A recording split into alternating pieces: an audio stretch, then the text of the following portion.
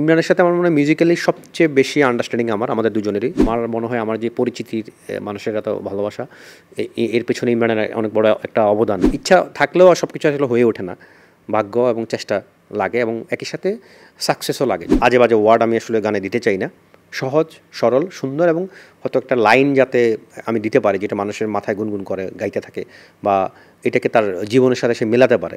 শুরুতে জন্মদিনের শুভেচ্ছা। ধন্যবাদ। জন্মদিনগুলো আসলে কেমন কাটে? জন্মদিন তো আসলে সুন্দর কাটে, ভালো কাটে। আমার আসলে জন্মদিনের দিনে আমার কাজ থাকে, যেহেতু আমি একটা চাকরি করি। ওই কাজের ফাঁকে ফাঁকে চেষ্টা করি যে বিশেষ করে ফেসবুকে তো এখন জন্মদিনটা জমজমাট, সবাই শুভেচ্ছা জানায় ইনবক্সে, ওয়ালে, এগুলো রিপ্লাই দেওয়ার চেষ্টা করি। আর জন্মদিনটা আসলে ওই ছোটোবেলাটা মনে হয় আমার মনে হয় প্রত্যেকটা মানুষেরই জন্মদিন যখন আসে তা মানুষ তার যিনি জন্ম দিয়েছেন মাকে স্মরণ করে, বাবাকে স্মরণ করে, পরিবারকে স্মরণ করে। আমার ক্ষেত্রেও তাই। জন্মদিন আসলে এই এই এই এই কথাগুলো আসলে বেশি মনে হয়। ছোটোবেলা, গ্রাম, দুরন্তপনা, গ্রামের মাটি, শিকড়, এগুলোর কথা আসলে মাথায় চলে আসে যেখানেই থাকি না কেন। ছোটবেলার জন্মদিনগুলো আসলে কেমন কাটতো? ছোটোবেলায় আসলে আমি আমার জন্মদিন সম্পর্কে জানতাম না মানে হচ্ছে যে বাংলাটা আমার মা জানতো, তো আমি জানতাম না। আমি অনেক বছর পর এসে জাতীয় সংসদ ভবনে একবার একটা ক্যালেন্ডার দেখে বাংলা তারিখের সাথে ওটা বের করে ইংরেজিটা আমি মিলাই নিই। আর আমরা যেহেতু গ্রাম থেকে আসলে বড় হওয়া, আমরা কিন্তু ওই যে কেক কাটা, সেলিব্রেশন করা, এগুলো হতো না, সত্যি কথা যেটা।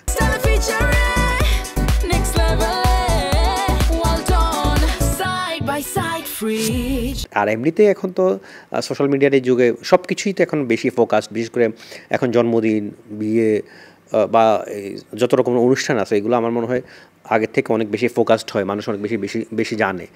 তো ছোটোবেলায় একরকম ছিল, সেটা আমার মনে হয় সেটা নিয়ে আমাদের কোনো আক্ষেপ নাই, সেটা সেরকম ছিল। এখন এটার সাথে এখনকার সময়ের সাথে অভ্যস্ত। এখন এইভাবে ফেসবুকের কারণে, সোশ্যাল মিডিয়ার কারণে মানুষ জানে, মানুষ শুভেচ্ছা জানায়, ভালোই লাগে। আমার মনে হয় প্রত্যেকটা মানুষেরই যদি কেউ তাকে শুভেচ্ছা জানায় ভালো লাগে। এবং চ্যানেল আইয়ের পক্ষ থেকেও প্রতি বছর জন্মদিন অনেক অনেক ভালোবাসা পাই, শুভেচ্ছা পাই, তার কথানে আসা হয়, কথা হয় এবং কেক কাটা হয়। এটা আমি খুব এনজয় করি, কারণ চ্যানেল আই আমার পরিবারের মতোই, আমার পরিবারই। কারণ আমার মিউজিক ক্যারিয়ারে চ্যানেল আইয়ের অনেক ভূমিকা। বিশেষ করে আমি 2009 সালের 10 সালে চ্যানেল আই মিউজিক অ্যাওয়ার্ড পাই, সিরিজেল চ্যানেল আই মিউজিক অ্যাওয়ার্ড যেটা ছিল। এবং এটা আমার মনে হয় আমার এই ছোট্ট ক্যারিয়ারে তখনকার সময় এটা অনেক বড় একটা ইমপ্যাক্ট রেখেছে। কারণ এত বড় আয়োজন ছিল লালবাগ কেল্লায় এবং সারা মিউজিক ইন্ডাস্ট্রির প্রত্যেকটা মানুষ ওখানে প্রেজেন্ট ছিল। তো ওখানে আমি ছোট্ট একটা বাচ্চা শ্রদ্ধেয় গাজী মাজারুল এবং মোহাম্মদ রফিকুজ্জামান ওনাদের কাছ থেকে পুরস্কার নিয়েছি, সেটা চ্যানেল আইয়ের মাধ্যমে সম্ভব হয়েছে। এবং আরও একাধিকবার আমি চ্যানেল আই অ্যাওয়ার্ড পেয়েছি। তো ভালো লাগে। আমার চ্যানেল আই মনে হয় যে আমার জন্মদিন আসতেছে, চ্যানেল আইতে আমাকে ডাকবে, আমাকে একটা কেক কাটা হবে। আজকেও তাই হয়েছে। খুবই ভালো লাগে এগুলো। বর্তমানে কি নিয়ে ব্যস্ত সময় পার করছেন? সম্প্রতি আসলে আমি সিনেমার 2টা গান করেছি ইমরানের সাথে, এবং হচ্ছে 2টা গান, এবং আরেকজন আরাফাত মহসিনের সাথে বা এর সাথেও একটা গান আমার হওয়ার কথা আছে। তো এগুলো সামনে সিনেমাতে আসবে আগামী 26 সালে, এবং আশা করি বড় কোনো সিনেমাতেও গান থাকবে। আর এর মধ্যে ইমরানের সাথে 2টা নতুন কাজ করা হয়েছে। একটা গান ফিডব্যাকের ভোকাল ছিলেন লুমিন ভাই, উনি গেয়েছেন। আর একটা গান হচ্ছে মোহাম্মদ ইমরান নামে একজন সিঙ্গার আছে, চ্যানেল আই একসময় ছিল বাচ্চাদের অনুষ্ঠানে। তো ও একটা গান করেছে। এই 2টা গান এছাড়া বিপিএলের একটা টিমের সাথে কথা হচ্ছে থিম সং লেখার, আজকে যাবো, সেখানে মিটিং হবে। আর এমনিতে থিম সং, নতুনদের গান টুকটাক লেখা চলতেছে। আচ্ছা, ইমরানের সাথে কি আপনার কোলাবোরেশনটা কি একটু বেশি? অবশ্যই বেশি, কারণ ইমরানের প্রথম অ্যালবাম থেকেই আমি ইমরানের সাথে কানেক্টেড। স্বপ্নলোকে যে অ্যালবামটা ছিল 2012-র দিকে, 11-12 দিকে সেই অ্যালবামটা বের হয়, 4টা গান ছিল আমার। এরপর থেকে ইমরানের সঙ্গীত ক্যারিয়ারের সবচেয়ে বেশি গানই আমার লেখা, এবং আমার আর ইমরানের গানের সংখ্যা 100-র উপরে।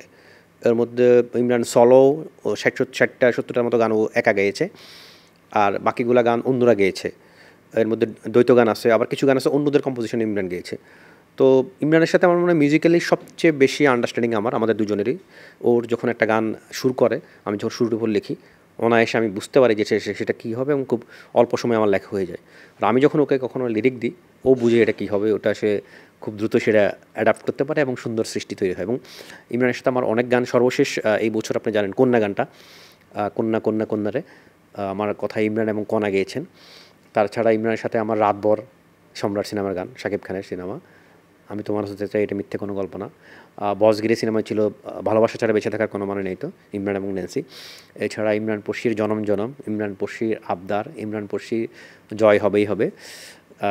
তারপরে হচ্ছে যে ইমরান পড়শির কথা একটাই, ইমরান পূজা মানানামন, ইমরান পূজা কেন বারে বারে, ইমরান সাথে নবমীর হৃদয় সীমানায়, ইমরানের শেষ সূচনায়, ইমরান আনিসা মেগেরি খামে, এরকম আরও ইমরানের আমার এমন, ইমরানের তোর নামের ইচ্ছারা, ইমরানের বৃষ্টির আমি নেই আমাতে, এরকম আরও অসংখ্য গান ইমরানের। এবং আমার মনে হয় আমার যে পরিচিতির মানুষের এত ভালোবাসা, এর পেছনে ইমরানের অনেক বড় একটা অবদান, কারণ যেহেতু আমরা একসাথে কাজ করছি, তার ক্ষেত্রেও সেম। এবং আমাদের ভালো লাগার কিছু কাজও আছে, যেমন কেউ না জানুক তাহসান ভাইয়ের গাওয়া কেউ না জানুক আমি তো জানি, সেটা ছিল মন কারিগর একটা অ্যালবাম, পুরা ইমরান এবং তাহসান ভাইয়ের গান ছিল। যে কেউ না জানুক গানটা, মন কারিগর গানটা, এগুলা বিশেষ ভালোবাসা মানুষের পেয়েছি এসব গানের জন্য। তারপরে ইলিয়াস অরেনের না বলা কথা টু। তো আমরা আশা করি আমরা আমাদের এই কাজ, ইমরানের সাথে আমার কাজ কন্টিনিউ থাকবে এবং আমাদের কাছ থেকে মানুষ আরও সুন্দর সুন্দর গান পাবে। শুধু ইমরানই না, আপনার বেশিরভাগ জনপ্রিয় গানই মানে সব প্রজন্মের শিল্পীরাই গেয়েছেন। রুনা লায়লা ম্যাম, শ্রদ্ধেয় রুনা লায়লা ম্যাম, সাবিনা ইয়াসমিন ম্যাম। আসলে এই অনুভূতিটা কেমন যে একজন গীতিকারের গান সব প্রজন্মের শিল্পীরা গায়?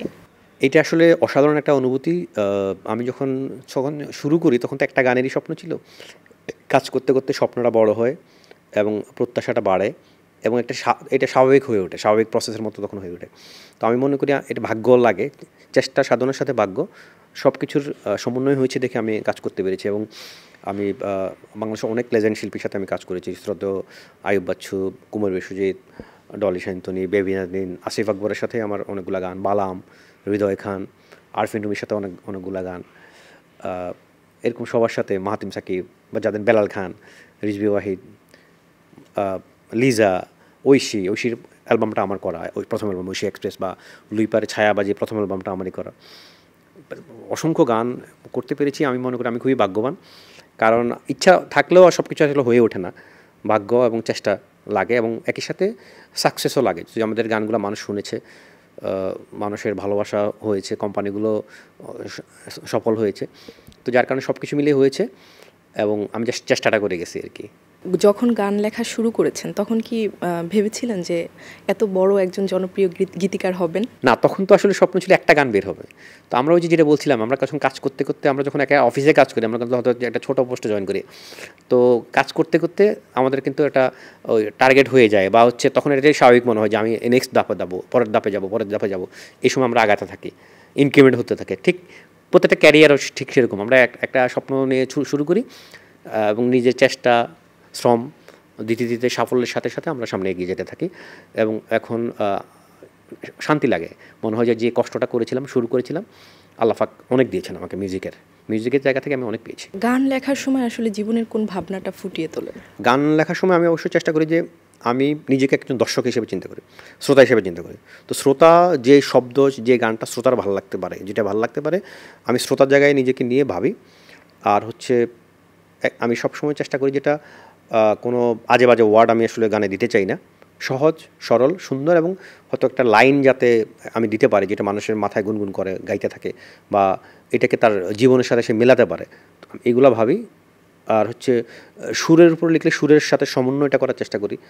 আর কোনো গল্প শুনে লিখলে সেই গল্পের একদম গভীরে গিয়ে লেখার চেষ্টা করি, বাট মানুষের মতো করে আমি লেখার চেষ্টা করি, মানুষ যেভাবে শুনতে চায়, মানুষের কাছে যাতে ডিস্টার্ব ফিল না হয়, আরাম ফিল হয়, শান্তি ফিল হয়, ওইভাবে আমি কাজ করার চেষ্টা করি। আমার মনে হয় এই কারণে আমার গানগুলোর একটা সাকসেস। বর্তমানে অনেক গীতিকার যারা গান লেখে তারা এই বিষয়গুলো মাথায় রেখে করে না, তারা শুধু ভিউর জন্য যে কোনো একটা লাইন লিখেই, এই বিষয়গুলোকে আসলে কিভাবে দেখেন? শুধু আসলে ভিউটা হয়ে গেছে কেন, ভিউতে ব্যবসা, ভিউতে পয়সা আসে, এটা এক ধরনের চিন্তা, কমার্শিয়াল কিছু মানুষ আছে এটা করে, এটা থাকবে, এইটা তাদের ব্যাপার। বাট আমি ভিউর জন্য শুধু ওই মানে লম্পজম্পা কী জানি সব উল্টাপাল্টা কথা গান আমি নর্মালি করি না। আমার থেকে কেউ এগুলো মনে হয় কখনো পান নাই। আমার থেকে আমার যারা ফ্যান, আমার গান যারা শুনেন, তারাই আমার কাছ থেকে এটা আশাও করে না। আমি আমার কাজের ক্ষেত্রে দায়িত্বশীল থাকার চেষ্টা করি, যে কোনো কাজের ক্ষেত্রে, সেটা গান লেখা থেকে অন্য কোনো কিছুর ক্ষেত্রে এবং ফেসবুকে একটা পোস্ট করার ক্ষেত্রে। তো আমার মনে হয় আমি যেন রাষ্ট্রের নাগরিক হিসেবে আমার যে দায়িত্ব, সেটা আমি লেখার মাধ্যমে, আচার আচরণে, জীবনচারণে সব ক্ষেত্রে পালন করার চেষ্টা করি, সংযত থাকার চেষ্টা করি।